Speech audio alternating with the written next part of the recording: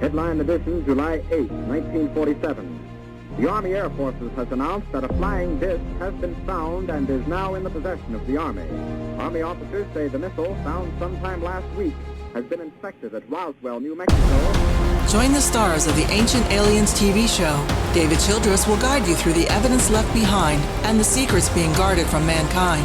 Have artifacts been left on other planets? Mike Barra will take you to other worlds and explore the truth about the secret space program and the lies NASA tries to hide. What does the UK government really know about UFOs? Former Ministry of Defense UFO investigator Nick Pope will present the real X-Files. Join Grant Cameron, who will provide detailed disclosure plans the world governments are working to. Or will mankind make contact first through our collective consciousness? One of the world's leading female researchers, Paula Harris, will share incredible testimonies from leading whistleblowers on ET contact and what's next for our world. It's time to believe and raise consciousness. Join like-minded souls on Saturday, June 23rd, 2018 for Awakening, Bowlers Exhibition Centre, Manchester, UK. What do you believe?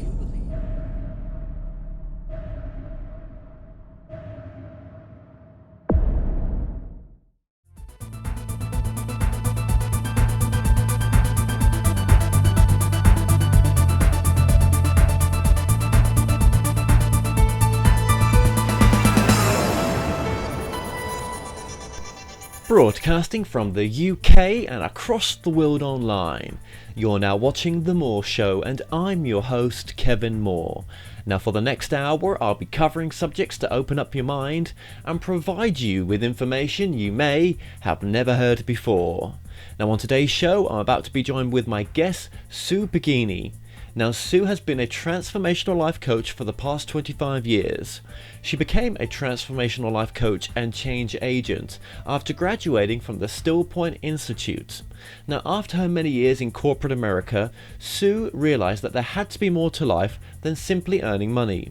Sue now offers transformational life coaching, helping create lives of positive change that guide others onto a new life path of passion, exploration, and teaching them to listen to the messages from their heart, as the heart is where intuition resides and all angelic connections originate. Today, Sue is a much sought after speaker, talking to audiences about expanding their fearlessness and living the life they most desire. She counsels her clients by phone or in person from her ranch in the USA. Sue joins me today to discuss her work and many near-death experiences and much more. Sue Pighini, welcome to the show. Thank you, Kevin. Wonderful to be here. Thank you for getting in contact with me and suggesting that I get you on the phone, on the show, on the phone. Well, you're on Skype, aren't you? Some kind of phone. It's great to have you on. Okay, so this is going to be based on your book. This is your most recent book. Expect the Extraordinary: Angelic Messages, Spiritual Encounters, and the Soul of Skye. Okay, so in the intro there, just at the very end of the intro, I talked about that there was some near-death experiences that you have had, and I'm guessing those near-death experiences really shifted you like a 2x4 over your head to see that there's a much bigger reality than what was currently at your awareness at the time. So before the near-death experiences, were you just kind of living life as, corporate America, doing your thing? Well, at that time, which was 30-something years ago, I was a young mother with 2 children in a very difficult marriage, and did not know how I was going to get out of the marriage. And when I was struck by lightning, that's when I had the near-death experience. And do you think that near-death experience, do you think that was preordained? Do you think that was meant to have happened at that time? Yes, I do. I think that each one of us have preordained events in our lives, and how we address them and how we deal with them is where the importance lies. Yeah. But when I mentioned that it's like getting a 2x4 over your head, there are gentler ways into this, isn't there? But do you think that was the only way to shake you up in this life? I think that I was too afraid to make the changes that were needed, and that slowly over time, the near-death experience started sinking in, if you will. And that's when I started asking myself, what is this about? Because when I had the near-death experience, there was a voice that came to me when I was on the ground. And it said to me, move your legs back and forth so the fire does not reach your heart. You must go back to the children. And I didn't understand any of that. And in my visual plane, I saw the photograph or the picture of each of my two young children. And that is what that's what the impetus was for me to move my legs and keep the lightning from reaching further up my body. So this was outside, obviously, with lightning. Right. Yeah. And what was it? What was you up to? What's going on for you to be struck by lightning? I was climbing in some mountain caves in Arizona, and went in to see these Indian caves and the hieroglyphics that were there. And I was with my former husband at the time. And as we came out, he was my present husband at that time. It's now my former husband. And as we came out of the cave, we heard this torrential clap of thunder. And then it was torrential rain up and down the hill. Right. And in Arizona, when they have their dry spell, and then they have the rainy season come, it is dangerous. The ground is hard. It's not absorbing the water. So what you get is streams coming throughout the entire mountain area and hill area of southern Arizona. And that's what I got caught in. So when you came to from the near-death experience, and we'll go into the near-death experience as well, when you came to from that, was you able... What understanding did you have of what you had just gone through, and did you try to explain it to your husband? And actually, were you taken to hospital at that point as well? Yes. At that time, I didn't really understand it. All I was doing was trying to stay alive. And he was at the bottom of the hill. I was at the top. He had said to me, I'm going to run down and get the motorcycle started before the rain drenches the gas tank. So he ran down the hill, started the motorcycle, and then looked back up and saw me face down, and my clothes had steam coming off of them. And he said, I knew immediately what had happened. I knew you'd gotten hit. Because if it had been a direct hit to my physical body, I would have been dead on the spot. But I had grabbed hold of a chain link fence, the post in the chain link fence to keep me from going down, and the lightning conducted through the fence pole, through my body into the ground. So he came back up, lifted me up, put me on his back, got me down to the motorcycle, and we were so fortunate in that there was an old fireman's cabin there. It was a hunting cabin, and the firemen would use it when they had to practice for local fires.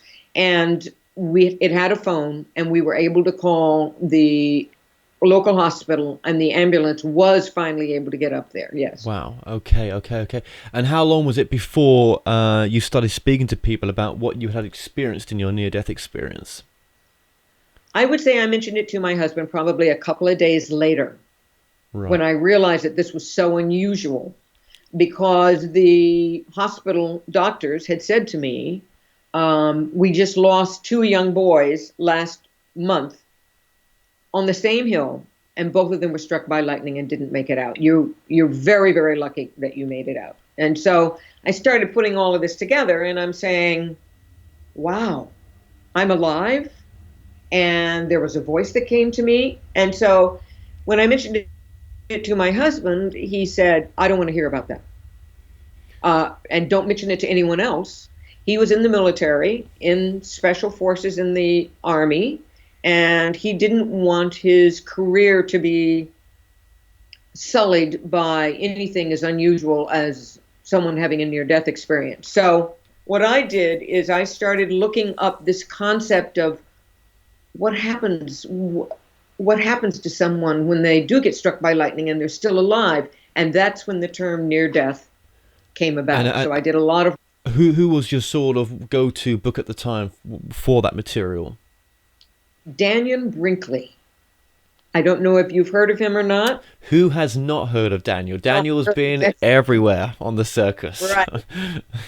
So the fact that he had been in the military and had been struck through the phone and had had heart issues, which is what I ended up having, I felt a great camaraderie with what he was saying. And I tried to explain that to my former husband. I tried to say, look, here's a guy that had the same experience as I had, and he came back with a story to tell. And it still didn't work out.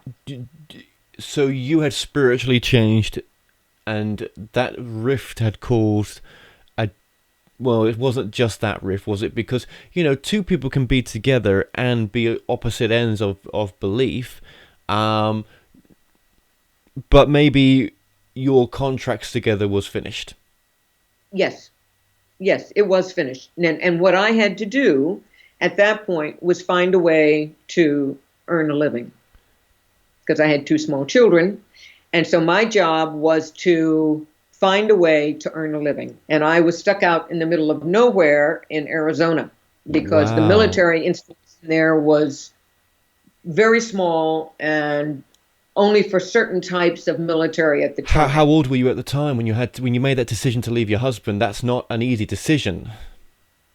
No, it wasn't. And I was about 30. I was struck at life-changing things happen at 30, don't they? 30, yeah. That number 3 is an important number. And we had been transferred to the state of Massachusetts. Yes. And that's when I was able to really start looking at what I needed to do to change my life. How much lady balls did that take to walk away with 2 small children? That's a lot, I would have thought. I mean, that's... Well, I did not have a college degree at the time.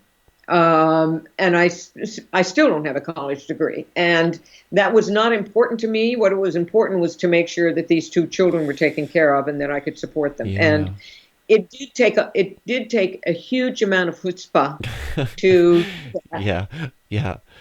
But when I look back on that, I realized that the lightning strike and the near-death experience was what actually empowered me. Yes, of course, yes. So if you come face to face with death, then you realize when you go back into the physical that there is nothing that you cannot do. I mean, I've left my body and gone to a tunnel, voices around me, multiple voices, more than multiple. It was it's a lot of voices telling me how much there was love, just whispering to me. And then I had a choice to go or not, I felt, and I chose not to. So, and I'll come back to why I'm saying that.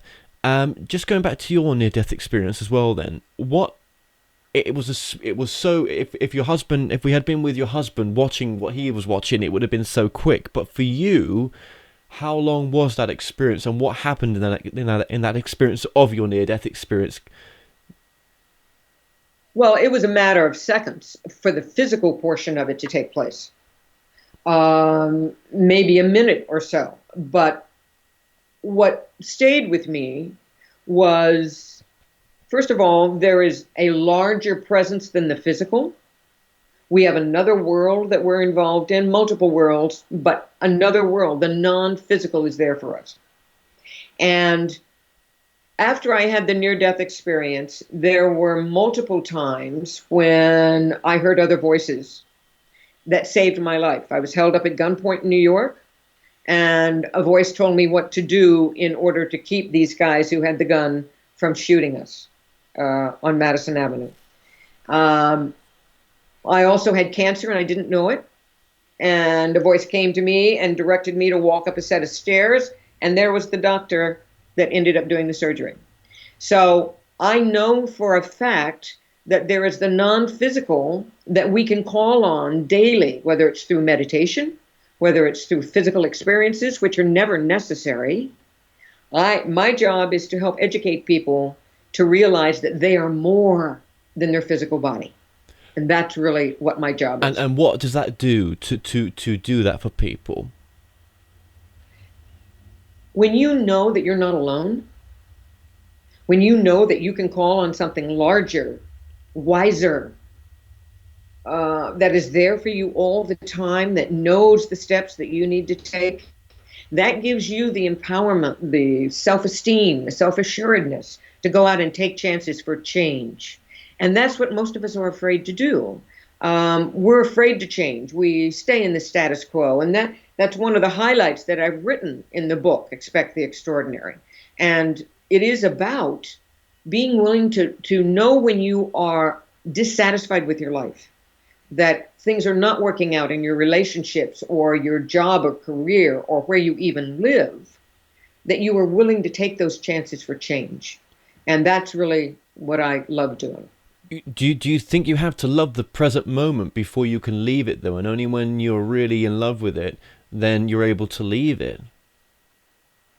I think we have to be grateful for where we are. And if that is loving that moment in the present, absolutely.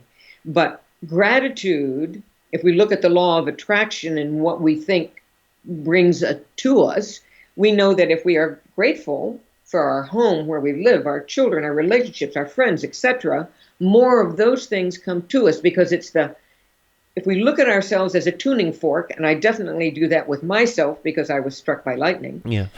I look at myself as a tuning fork, or a radio signal. So what I put out is what I'm going to receive back.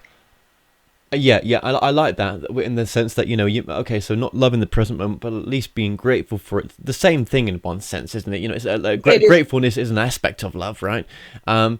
Yeah, but being grateful for it and being happy with it, then you can say, well, I'm grateful for it now. So what would I like to change about it? If that change is what you're after, but can you change if you're not in a space of gratefulness? I don't know if you can. It's not going to come to you without, we think that life is all hard work, when in actuality, it's simply changing the thought process from what I don't have to what I do have. So if I want to increase my bank account, which I'm kind of looking around, everybody I know would like to do that. If I would like to increase my bank account, then I must be grateful for the dollar or the $500 that I presently have in there. And I have to be grateful for where I am this moment, sitting in this house, in this office, getting a wonderful opportunity to speak with you. And it is so important that we be grateful for who we are. Yes. So that's a great way of saying it. Thank you very much for that.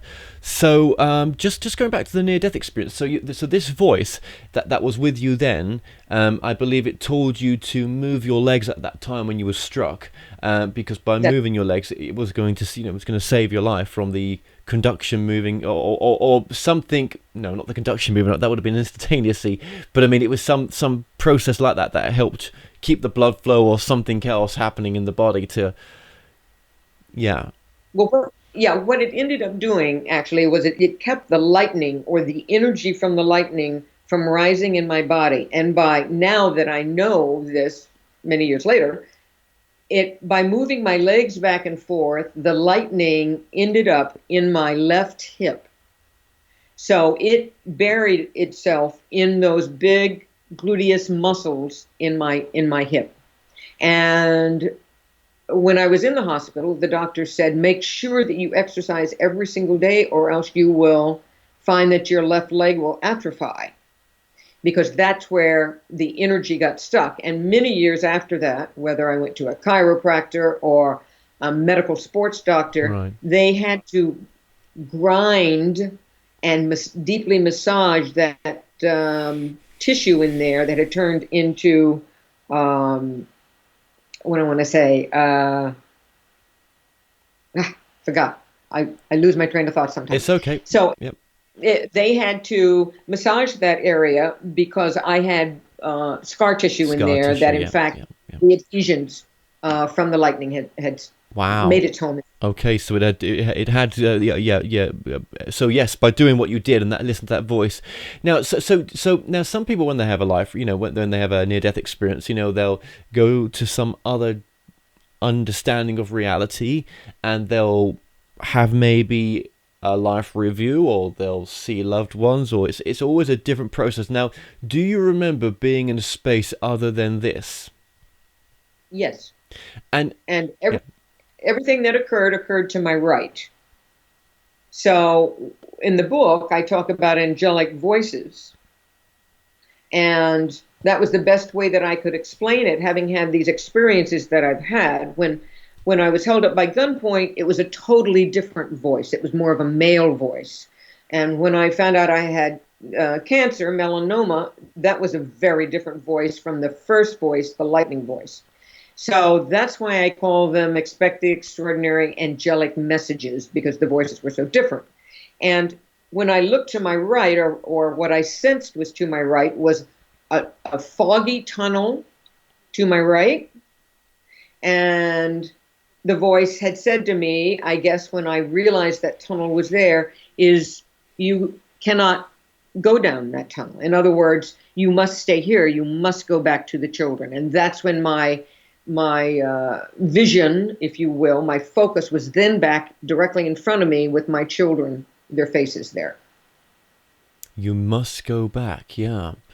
Could that have been an aspect of your soul speaking to you, do you think, or? I thought about that, and the reason why I say I don't know, I'm not sure of that, but the voice was different from the subsequent voices. So that's why I thought there was a guiding presence, whether it was an angelic presence or, as you say, an aspect of my soul that basically said your time is not done. Now, for your audience, I'm going to throw in something else that I'm doing research on right now for my third book. Yes. So a year ago, I had a ruptured brain aneurysm. And again, almost died. And I had another near-death experience. And what I'm beginning to realize is that once you have electrified yourself in some form, and Daniel Brinkley is a great example of this. How many near-death experiences he had? 3 or 4 maybe? You become a conduit for change. You're a regular, everyday person. You live a regular, everyday life, but you have changed internally. And so what you're doing is you are bringing that information, that download from the universe into your system so that you can then express it out for others to benefit from without them having to go through what you've gone through. It's a mirroring effect, if you will. No, yes. But why the multiple near-death experiences, do you think? What have you not been getting that by having these, you're getting the understanding more of? What are you more understanding by having these? Because you would have thought one would be enough, right? You know? I would, and when I came out of the hospital, I said, really? Again? There is a different learning space, a different focus from the first time and this time. The first time was, you're not alone. Tell everybody that you're not alone. Well, at that particular time, no one knew what near-death experience was. They had never heard of NDE. I mean, we didn't know what that was about. Yeah. Now, it is common. And my job from the second time was to bring deeper spiritual information from what I could handle the first time. Right. And then people who are on the same vibration of you would then benefit from that. Other people not on the same vibration would not. But you're doing it for yourself and the vibration of people that it's going to benefit, right? Okay. So what are some of the deeper truths that you feel that you're uncovering or you're bringing through this time? Well, let me say, I'll tell you what I'm going through, because it was 6 months. It was the end of May, a year ago May, and it took me 6 months before I wasn't bedridden. Wow. So, yeah. So we're now into the second half of that. And so now I'm getting my stamina back, my energy back. I'm still dealing with a couple of physical issues. The things that I'm trying to discern right now, and I don't have it all down yet. No, it's okay. But that it is important for us to understand that the physical body can change through our thought processes. So this second time, I had to go through again the thought of, do I want to stay, like you mentioned for yourself, or do I want to leave? And what happened to me this time was that I was surrounded by multiple angelic presences. Yes. Many. Unnameable and amount. Yep. And they said, we have you. And so with those words, I said, okay, then it's definitely not time for me to go, because they're here and they're taking me back. And it is my job now to figure out why they have me. And my physical body has changed. So it has become lighter, meaning not just in poundage, kilos, but it has become lighter in what I can eat, how much stress I can take, how much brightness my brain can take, and it has an enormous need for solitude. So all of these are messages to those of us who are on such a fast track that we forget to slow down, because we're not going to be able to tap into what I call the soul space, which is your intuition, if we're going too fast. Everyone's looking for answers. Look at what's happening geopolitically right now. Oh, God. God's sake. Yeah. Everyone's looking for answers. They're looking for love. They're looking for peace. They're looking for solitude. But we're not going to find it until we slow down. And slowing down to hear the inner voice? Yes. So to hear the soul voice, if you will. And I don't know how much you can see. Can you see me tap myself here? No. Sorry. Okay. Let's see. Can you see me? Yes. Now you can. Yep. Okay. So in order to activate that soul space and get the information and messages you want, this is called the high heart. So we're going to tap that 9 times. 1, 2, 3, 4, 5, 6, 7, 8, 9. And that helps us start to open up that deep intuition that gives us the answers we're looking for. Do I want to stay in this house or do I want to leave? Do I want to stay in this job or do I want to leave? Do I want to write a new book? Do I want to take a new trip? It will open up your intuition, which is your soul voice. Now, that's got another name that has, hasn't it? The tapping. Yes. Yeah, EMT, EFT, EFT. Yeah, EFT. That's it. Yeah.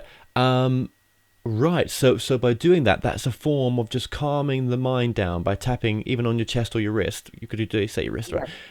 And you're able then, as meditation does, to calm the mind, to get into the purest part of your thoughts, which is connecting to your soul, which is just another way of saying connecting to the consciousness aspect of what you are, and the voice. Now, so some of us connect to that voice through gut feeling. Some of us connect to the voice through intuition. Some of us connect to the voice from downloads, just a knowing.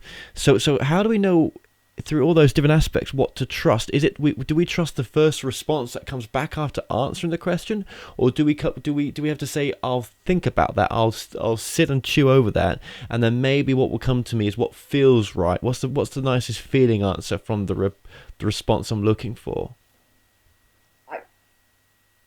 I think it is absolutely what you're saying, and that is, it is a feeling and emotional response.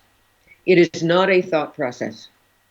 And in the beginning, when I started doing this work, I was taught to put my hand on my forehead and ask myself a question that was important. Right. So see what the answer is. And then if you put your hand on your heart, and then you look at that answer, you usually will find the deeper, more emotional feeling answer through the heart space. Yes, absolutely. That's interesting what you said about. So that's a good thing to practice for people, and that's probably part of your work as well. It's interesting what you said about they've got you. Those whole big number of consciousness or individuals that were there in that near-death experiences came through as one voice. We've got you. We've got you. Yeah. Hmm. You can interpret that many ways. I'm sure you are in the book that you're doing now, and as you've gone on and in with your work. Yeah. Let me clarify. Yeah. Here, all right. So the first response to me after I got out of the hospital and could think a little bit was maybe this was just the surgical team. Because at that point I was getting ready to go for one more procedure. Maybe it was just the surgical team. But in my heart of hearts, there was a very large presence over my right shoulder when this took place. Mm-hmm. And that's the voice that said, it came from that space over my right shoulder with all of these small angels, what I call angelic presences, around the table.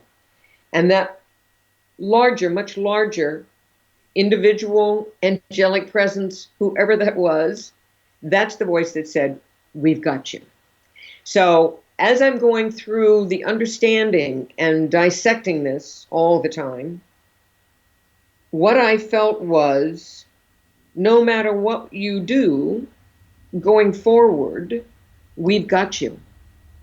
So we are here to support you. We are here to love you. We are here to guide you. And that's the message that this particular event had to convey to myself and to others. Was there any aspect of God in your in your life right now, or the idea of, I mean, God just being a word, obviously, but this idea of something bigger that's you've come from, it was maybe with you in that space that you describe? I mean, have you thought there may be a God aspect there in a sense?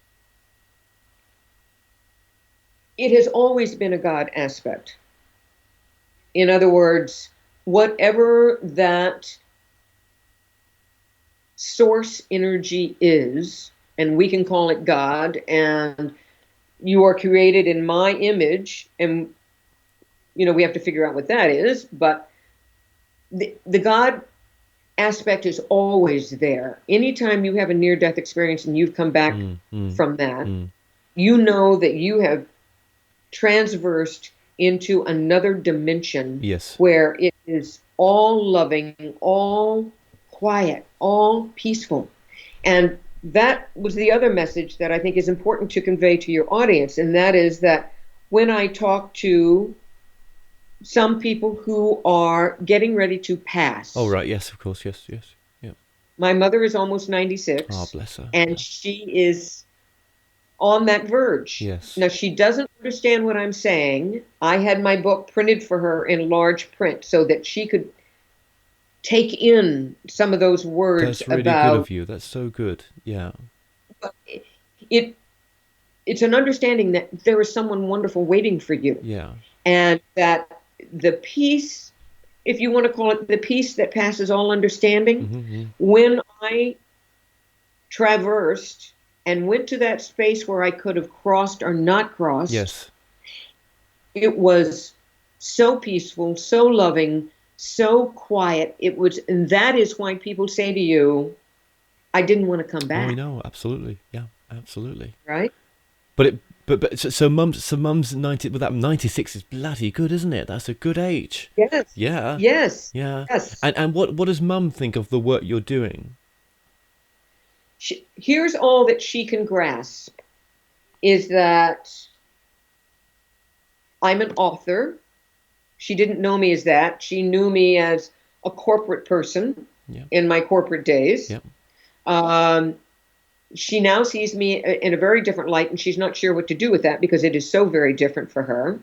And she is still stuck in, it's only the physical, and that God is going to punish me, or God is going to love me if I do the things that are right, instead of knowing that regardless of what you're doing, you're going to be loved. And my brother has passed, as has my father, and so I've tried to help her understand that they're there waiting for her. She can't grasp that. She does not grasp that. So it's not a subject that I can spend a lot of time with her. No. But just doing what you've done will be a great help to her And isn't it, why are we thinking this way, and those dearest to us are 360 degrees opposite? Isn't that odd?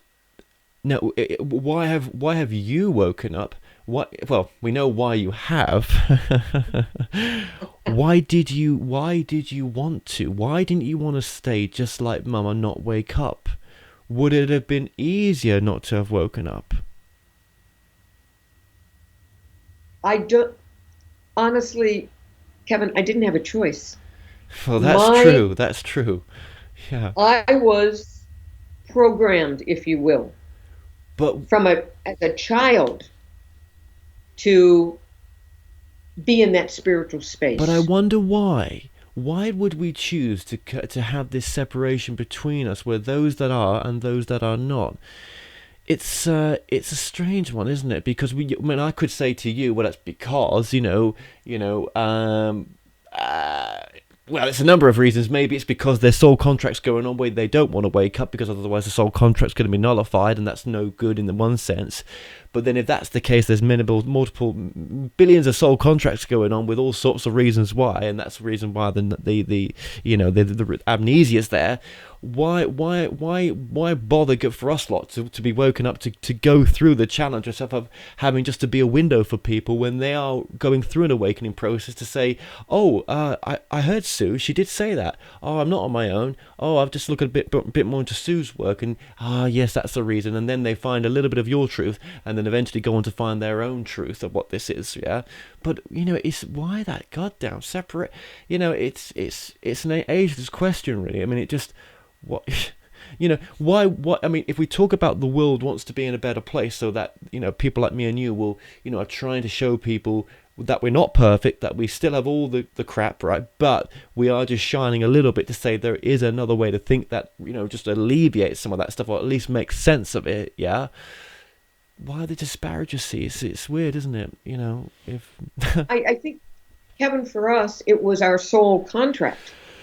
Yeah. It was when we stood in line to come back in, and we said, I want to do this, I want to do this, I can do that, I can do that. Now I look back on my soul contract and what's happened to me during my life, and I'm going, you got to be kidding me. Right.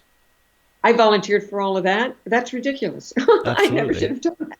But it's what we volunteered to do. It's how we volunteered to make a difference. And honestly, it's a gift.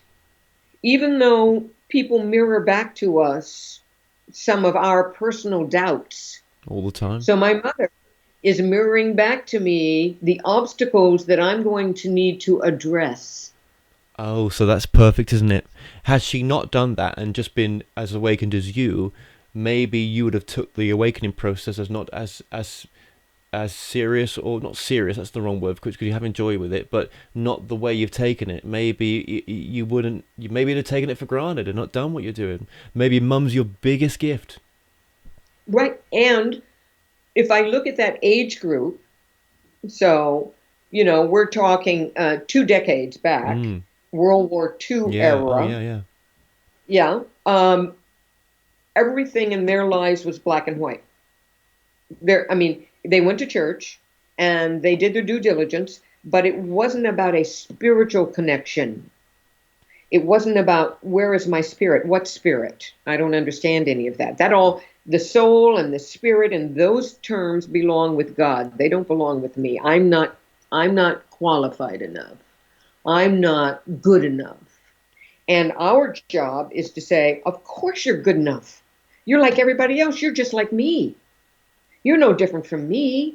Just because I had these awakened experiences, I'm trying to do this so that no one else has to do it. And I am to be a mirror, and you, Kevin, are to be a mirror for others so that they can start waking up more and being happier with their own lives.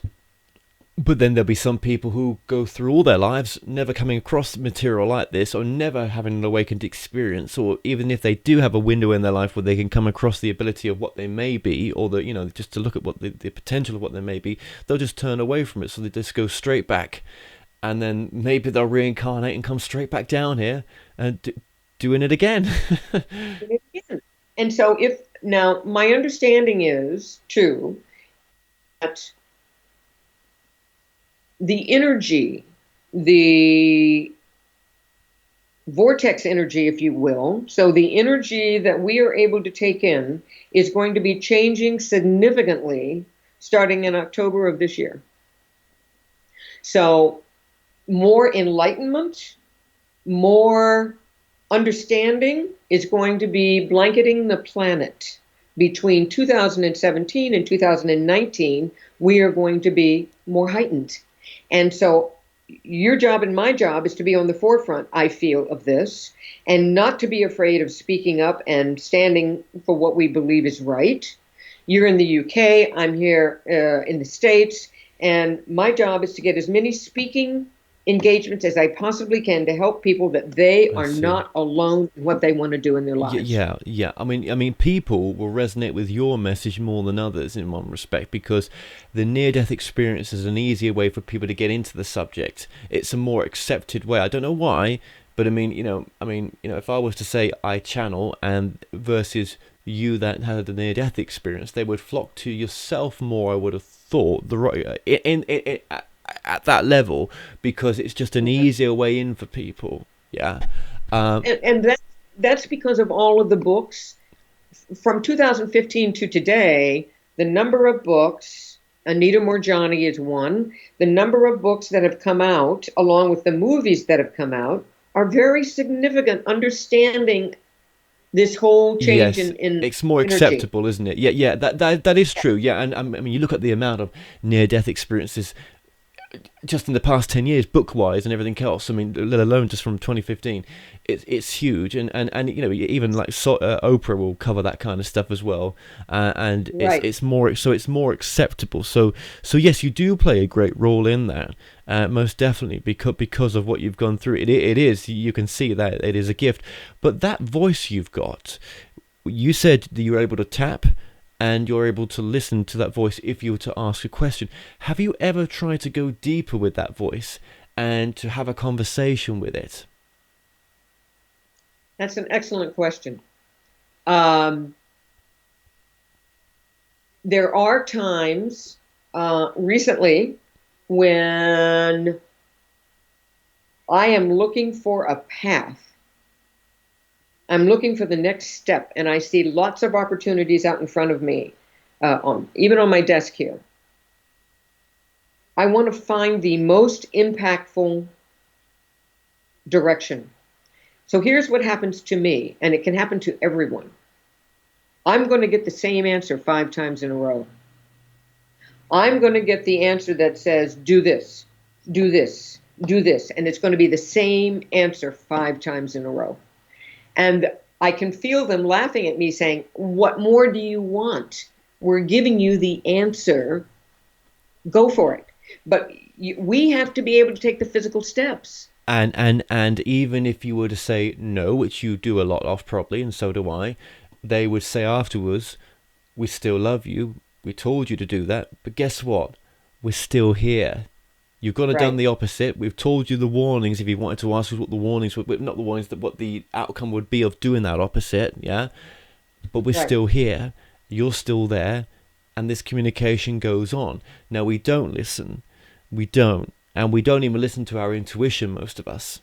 We don't want to. We want to be told what to do, like religion does, and told what to think, which is what the media does in the mainstream and everything else, right? We don't want to take responsibility for ourselves because it's just easier that way. Do you know what I mean?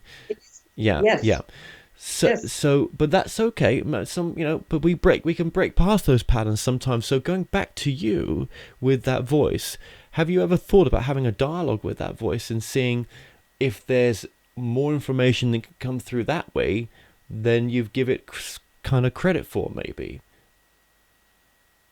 That's a very good question, and that has come to me, I would say, in the last 30 days. And I'm just reminding you.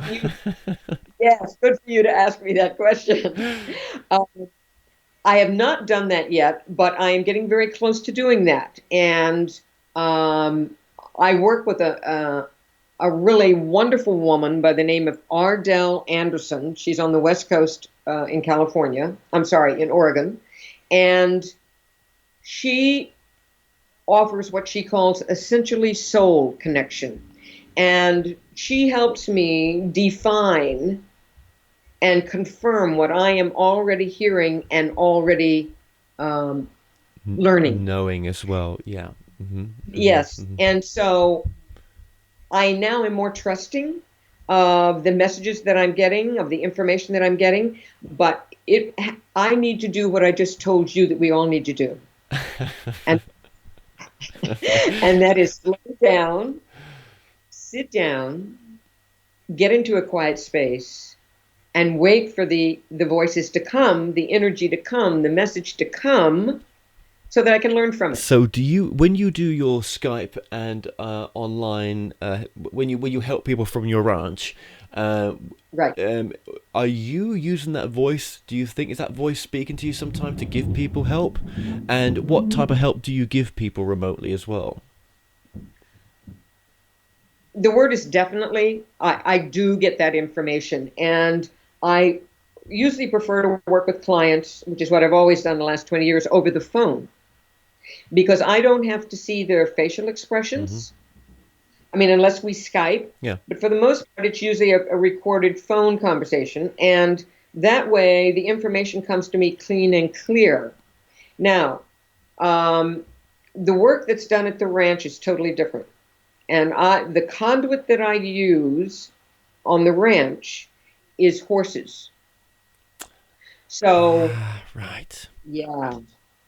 So I get the energy from the horses, and they, in fact, get the energy from me, and they can communicate through their huge intuitive ability to know where and what that person is dealing with. And it's a concept called body wisdom, and they intuitively know what part of the body of that individual is hurting. And then I can intuit that from the work that I've done in the past. When did you discover that ability with the connection with having horses on the ranch to do that? How long ago was that? That was about 9 years ago. So what are people able to ask you if they were to have a reading with you? I called it a reading, but you know what I mean. To with you, because you're actually as well. Sorry, just mention your website as well. Okay, it's www.Sue Pighini Pighini.com. Okay.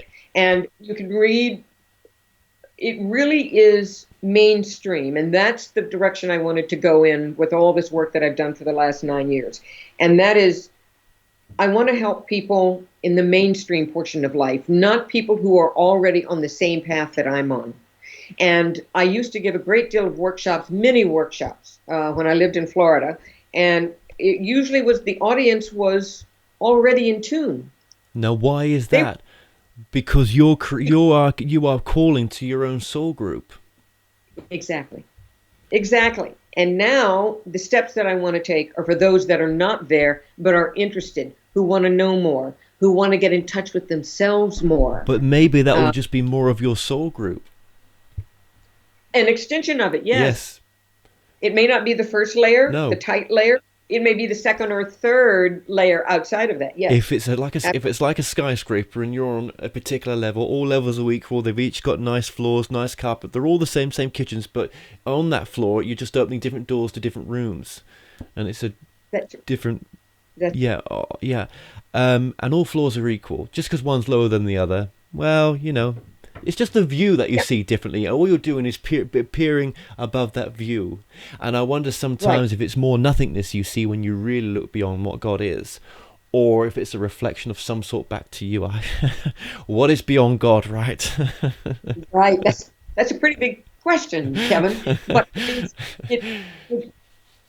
I think the most important thing to convey to your audience is that when we look at the energy of life, there is no greater powerful energy than the energy of love. That's true. And right now, I am experimenting with my plants and to see exactly how they are expanding with a great deal of love and care. So it's a very interesting physical concept. So sorry, just going back to the question I was asking you as well. What could people come to get answers from yourself with? What help do you give people? Well, for instance, I have several other appointments this week, phone sessions this week with clients, and some of them will be first-time clients. But it will be because they desire a change, and I'm going to help them define the direction that they could go in that is most comfortable for them. Not just, you got to make a change. Yeah. That's too harsh. That's too hard. Let's find how we can do this step by step to make the changes that are most comfortable for you. So you're making it very grounded, basically. Very grounded, because we can't learn. I mean, I've already learned this by riding a horse. I didn't take up riding horses until I was 65. So you can't go from never having been on a horse to galloping a horse. You've got to take things step by step, and that's the most important thing of all. Well, and that's to take life where you're comfortable. I'll just say this: you look great for your age. I'm not going to ask your age, right? I don't need to.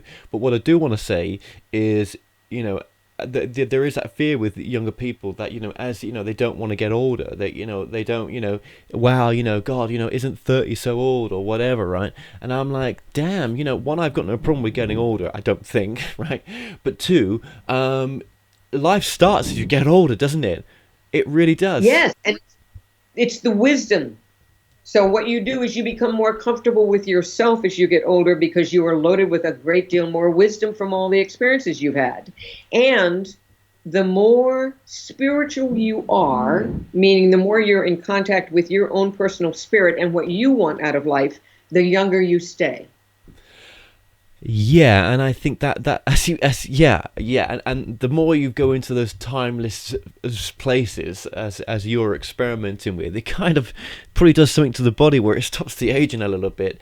I'm very interested to see where you're going to go with your work, because that voice that you can communicate to, I wonder if that's your next evolution of your work, mixed on top of the near-death experience. I wonder what that voice is really able to bring through, even if it's you connecting with your higher self or a soul aspect of you, or it could be some collective group of consciousness that really is you, but it's some aspect of you still. Yeah, I mean, we're using words we don't understand here, right? I mean, I said to you, what's beyond God? I mean, it's unanswerable to me, yeah?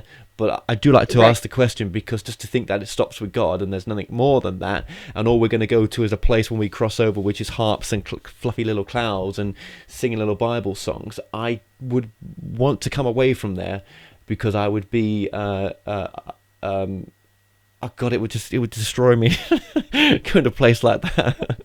But Kevin, I don't think that's what it is. I think that it is a learning, an additional learning curve, an additional learning place. What if it's this? What if the heaven we were looking for, the place we talked about we were crossing over to, was this? It was always this. This was the conduit to heaven. What if we'd already crossed over and this was a reflection back of our life, so that it wouldn't just be boom, you're out the body, there you go, that would be too quick. What if this is some easier process to get to heaven than we think? What about when we say, heaven is more real than this? Well, if this is a reflection of something, then you can understand that actually something could be more real than this, but it's still like this. I don't know. Crazy thought. Well, it's all fascinating, and the fact that we're addressing it is what's important. The fact that we are willing to stand out there and address it is what's so important. Well, there must be a shift to have these conversations. Yes, and you and I have to stand up and be counted. We have to stand up and be counted and it's very difficult when you live in a space that is a better space than the physical might be, and that that there are wonderful opportunities for you, then to come into the everyday life and say, okay, I've got to take out the garbage, or I have to make dinner, or I have to do the day-to-day things. The baby's nappy, whatever it may be, right? Exactly. But all of those are experiences to be grateful for. Yes. Now that's the thing. That's the thing, right? What? Let me just add on to what you're saying there. You're saying, yes, we're talking about your experience of leaving and going somewhere that was so pulling you really wanted to stay there. Yes, we're talking about where we go to, but really, I have to always bring this back to, and what you're saying is, this is the most important place to be right now, is here. To think about going somewhere else is going to be better. I bet you No matter what we are, what the understanding is, when we cross over, it's just as difficult as being here, right? In some respects, right? Yes, but it's going to be a little more challenging because you have something called a life review. That's a whole other concept. But it is not going to be, you're not going to have the physical body to carry along with you. Your learning curve is much faster. Unless that's a level of thinking up to the point that we're up to now. What if that was the consciousness thinking at this point where we're up now? What if spirituality 2.0, if there is another framework beyond this, is that actually it's something even greater than that? That's not taking away what you just said, because at the level we're at now, that's what it seems to be. But what if it was something even more than that? And it's just alluded to us right now what that is, because we're having to have this experience, but it's not quite that. It's bigger. It is. Well, here's what I'm seeing and sensing. It's about every one of us learning to bring heaven to earth.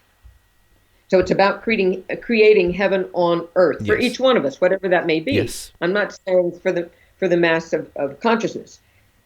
When we can do that, and which then becomes peace and love and all of those things that we talk about in New Age spirituality, it really becomes real, and people then can understand that they can be all they want to be. So it's about being a leader in your own life. It's about being a creator in your own life, in order to help others. Yes, too. and that's really important message of your work, is that we create our reality. That's such an important message, and I really and that could be from the perception of what you think truth is, right? Great. Let's have a great imagination and imagine what we think we know and go beyond that, or try to, right? And that's also just in their day-to-day life as well, that if you're not happy with what you've got, with working with someone like you can, go further and see the further keys to that, creating this reality now, that all power lies here now. Yes, very, very true what you've said there. Very true. And I was just going to lead on to something else there, but it's my tiny brain, it's just gone. It's gone. Okay. I'm just trying to remember what I was going to say there, but all right. Well, go on ahead. Would you like to say something? Sorry. No, that's all right. I think that in order for us to be all we want to be, then there are two things that I want to convey here. Sure. One is, don't go to your death with regrets. So don't pass over and have a load of regrets. And when we get to the other side, everything that I have learned is we're going to be asked two things. Number one, how much joy did you have? And number two, did you make a difference? So if you look at those two things, they're totally interconnected. Because when you make a difference in something, it brings you great joy anyway, because it fills the heart and fills the soul. So those are the two things that we have to look for. So if you're in a situation that is not bringing you joy, you must change it. You must change it for yourself and others around you.